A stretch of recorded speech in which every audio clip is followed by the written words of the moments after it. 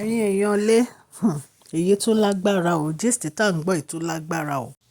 bí a ṣe gbọ́ o wọ́n ní àǹtí wa ni wọ́n bá gbé báàgì o wọ́n bá ń lọ o wọ́n bá ń lọ o wọ́n bá lọ sí Ọ̀jájá mọ́.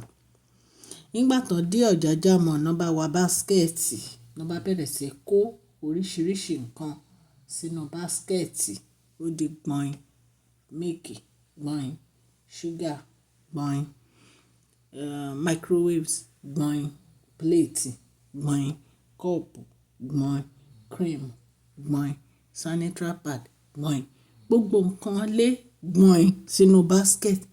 wọ́n ní ìgbà tí basket kan kún tí kejì kún tí kẹta kún wọ́n láwọn tó ń ṣiṣẹ́ ń bẹ̀ bá wọn lọ gbé basket náà bá tún kó oríṣiríṣi nǹkan ẹ̀dẹ̀mọ́ pé kì í ṣe ènìyàn tí máa ń ṣe. wọ́n nígbà tí wọ́n kó gbogbo ẹ̀ pátápátá tí basket bíi mẹ́rin kún tó kún dẹ́nu ni wọ́n bá ní báwo lẹ ṣe fẹ́ sanwó ṣé dẹ́bìtì lẹ fẹ́ fi sanwó ni àbí cash. wọ́n ní àǹtí wa bá ní what an embarrassment. èmi olórí lẹ́ ń béèrè pé ṣé credit ni mo fẹ́ fi sanwó àbí debit. ṣé ẹ mọ̀ bí mo ṣe jẹ́ ni ṣé ẹ mọ̀ pé ìyàwó kábíyèsí ni mí ni. wọ́n ní àwọn tó ń ṣiṣẹ́ ń bẹ̀ ni ọ̀rọ̀ ìyàwó kábíyèsí ni ṣé ẹ mọ̀ pé tẹ bá wá ra nǹkan bí ẹ máa sanwó ni àbí wọ́n ẹ̀ṣẹ̀ ń sọ fún yín ni. wọ́n náà ní táwọn bá wá ra nǹkan àwọn á sanwó ṣé èní làwọn tí wọ́n ra nǹkan ni. wọ́n ní àwọn tó ń ṣiṣẹ́ ń bẹ̀ ni madam ẹ wò èyí ò kàn wá o ẹ̀yin ṣáà sanwó tẹ bá sanwó kẹ kó nǹkan tẹ rà kẹ̀dẹ̀ máa kó lọ nítorí pé òfin tí wọ́n fi múlẹ̀ ní pé olórí kankan anything tẹ bá wá rà ẹ máa sanwó even gan kábíyèsí gan tí kábíyèsí bá wá wọ́n á sanwó. ipe yẹn ni kí wọ́n má sọ ipe kò sí ẹni tó lè kó nǹkan àwìn jáde kúrò ní inú Ọ̀jájá mọ́ wípé nítorí ẹ̀yin náà mọ̀ pé a ti sọ fún yín pé 50% of the Ọ̀jájá mọ́ wọ́n ti fún Tadéníkàwò wọ́n dẹ̀ fún Dr. Elizabeth ní 20%. yàtọ̀ sí yẹn kì í ṣe Ọ̀jájá hotel nìkan làǹtí wa ti máa ń ṣe bẹ́ẹ̀. wọ́n ní ìgbà míì náà àǹtí wa gba Ọ̀jájá hotel lọ wọ́n á lọ gba presidential suite èyí tó wọ́n jù wọ́n náà máa wà bẹ́ẹ̀ wọ́n máa order oúnjẹ oríṣiríṣi wọ́n á dá gbèsè sílẹ̀ sí hotel lọ́rùn. ẹ̀yin èèyàn ilé wọn ni wọ́n dẹ̀ ti fún wọn ní àṣẹ wípé anytime tí àǹtí wa bá ti wá wọ́n wá ra nǹkan ní Ọ̀jájá mọ́ ni o wọ́n wá sọ́tẹ́ọ̀ ni o wọ́n gbọ́dọ̀ sanwó wọn kó tó di pé wọ́n wọlé. ẹ̀yin èèyàn ilé nǹkan tí a gbọ́ nìyẹn. so right now wọ́n ní wọ́n jẹ́ kí wọ́n gbé basket yẹn wọ́n ní àǹtí wa rojọ́ ṣùgbọ́n jẹ́ kí n kí ẹ̀yin olólùfẹ́ mi ní ilé lóko àti ní ẹ̀yìn òde wípé ẹ káàbọ̀ sí Mashola Gist TV and jẹ́ kí n tún kí yín pé ẹ kú oṣù tuntun oṣù August ó máa tu èmi àti yín lára o. Mashola Gist TV nífẹ̀ẹ́ yín o. Mashola Gist TV ń kí yín adúpẹ́ àtọ́pẹ́dá.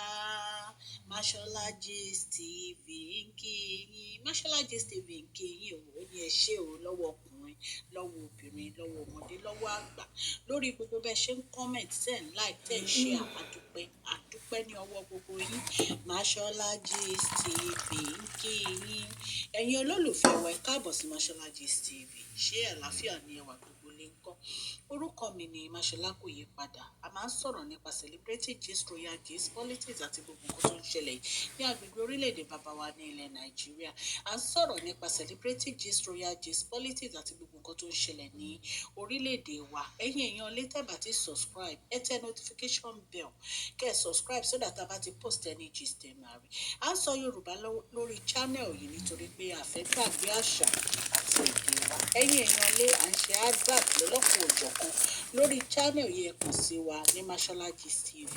ọlọ́run elédùnmarè á bá mi gọ́wọ́ yín sókè o ọlọ́run elédùnmarè á bá mi ran gbogbo yín lọ́wọ́ o òkè ní ọlá yín á máa lọ o ọlá yín ò ní lọ ìsàlẹ̀ láíláí. ẹ̀yin èèyàn lé bí a ṣe gbọ́ wọ́n ní bí wọ́n ṣe pe security wọlé nìyẹn ẹ̀dẹ̀mẹ́pọ̀ máa ń ní àwọn security ní inú mall wọ́n ní security ní báwo ni wọ́n ṣe fẹ́ sanwó. Wọ́n ní àǹtí wa ní òun odindi ìyàwó kábíyèsí. Báwo náà ṣe máa béèrè owó lọ́wọ́ wọn ní àǹtí. Ẹ má sọ pé báwo náà ṣe máa béèrè owó lọ́wọ́ yín o. Àṣẹ tí wọ́n fi lélẹ̀ ní Ọ̀jájá mọ̀ ni pé ẹnikẹ́ni nínú àwọn olórí tó bá ti wá ra nǹkan ó gbọ́dọ̀ sanwó. Wọ́n ní àǹtí wo bá lè sọ̀rọ̀ wọn làǹtí wa bá ń wòkè. Làǹtí wa bá ní ó máa pe kábíyèsí, this is not right. Báwo ni wọ́n ṣe máa béèrè owó lọ́wọ́ àwọn ohun ipe kí ló dé tí kábíyèsí bẹ̀rẹ̀ sí í ṣe gbogbo àwọn nǹkan tó ń ṣe yìí. Ní pé kò yẹ kí kábíyèsí máa béèrè owó lọ́wọ́ òun. Ní pé kò yẹ kí kábíyèsí máa ní káwọn sanwó. Olórí làwọn kò pọ́n kábíyèsí lé. Wọ́n ní tẹ́ bá délé ẹ lè lọ bá kábíyèsí. Ṣùgbọ́n ẹrù yìí ẹ lè gbé jáde. Wọ́n ní bọ́n ṣe gba àwọn báskẹ̀tì mẹ́ta ìsílẹ̀ nìyẹn tí wọ́n jẹ́ kí àǹtí wa gbé ẹrù jáde. Wọ́n ní bí àǹtí wa ṣe fi ẹsẹ̀ gbẹ́sẹ̀ nìyẹn tí wọ́n kúrò nínú Ọ̀jájá mọ́. Ẹ̀yin èèyàn lé nǹkan tá a gbọ́ nìyẹn allegedly. Ẹ̀yin náà mọ̀ wípé omi tuntun ti rú, ẹja tuntun ló ti wọnú ẹ̀. Tí ò bá ṣe yẹn ni wọ́n bá ti fòde Ọ̀jájá business yìí mọ́ kábíyèsí lórí nítorí ọ̀rọ̀ àǹtí wa.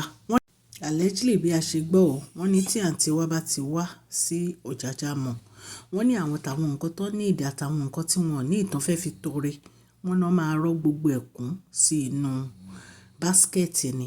Bí wọ́n lọ ń ta ni àmọ́. Wọ́n ní àwọn ọjà tí wọ́n máa ń kó, àwọn ọjà ńlá. Ó dàbí pé àwọn èèyàn kan ti sọ fún wọn pé wo tó bá ti lọ s'Ọ̀jájá mọ́ ọkọ ẹ̀ bá mi kó nǹkan báyìí, bá mi kó nǹkan báyìí. Wọ́n ní àwọn nǹkan tó wọ́n ni wọ́n máa ń kó.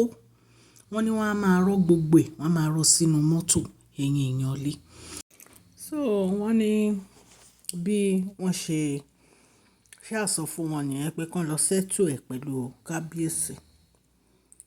Báwo ni èèyàn ṣe máa lọ sí business tó yẹ ṣe open tó máa lọ kó gbogbo ẹrù olówó iyebíye tó máa lọ kó tó máa lọ fi tọrẹ. Kí ló dé? Wọ́n ní kábíyèsí ò mọrú èèyàn tí àwọn olórí yìí jẹ́ àfìgbà tán fẹ́ wọn ni wọ́n wá mọ̀ wípé wúrà gan-an làwọn fẹ́ ta dànù. Ẹ rántí ìgbà tí bàbá kábíyèsí ní pé ẹ̀gbọ́n kábíyèsí tiẹ̀ ni tán ní pé Ọlọ́run fún kábíyèsí ní wúrà, kábíyèsí ò mọyè wọ́n wá lọ gbé pàǹdà. Ọ̀rọ̀ yẹn lágbára. Ó tọ́ ni wúrà ní Queen Naomi. Èwo lẹ lè fi wé nínú àwọn olórí Queen Naomi? Wọn ò jọra, wọn ò bára mu, kò sí nǹkan kan tó fi jà. Wọ́n fi jọra. Ẹ̀yin náà wo gbogbo nǹkan tí Queen Naomi ń gbé ṣe nínú ayé kábíyèsí. Èwo nínú àwọn olórí náà lè ṣe bẹ́ẹ̀? So bí a ṣe gbọ́ nìyẹn o ẹ̀yin ará ilé tí wọ́n ní àǹtí wa tí wọ́n fi ẹsẹ̀ gbá ilẹ̀ tí wọ́n kúrò nínú Ọ̀jájá mọ́ o. Bí mo ṣe ń sọ fún yín alleged ni gist yìí o. Mi ò bá kábíyèsí gbé inú palace o. Ẹ̀yin èèyàn lé, mo dúpẹ́ ní ọwọ́ yín fún gbogbo àdúrótì yín ní orí channel yìí. Gbogbo bẹ́ẹ̀ ṣe ń subscribe, ten like, ten share. Ọlọ́run Elédùmarè á dùn yín nínú o. Ní agbára Ọlọ́run oṣù yìí, oṣù ayọ̀ ló máa jẹ́ fún wa. Happy new month o. Ẹ má gbàgbé kẹ́ fún fídíò yìí ní thumbs up o. Thank you. Please share this video, like and subscribe. God bless you all. Mashallah Gist TV. Love you all. Happy new month to you all.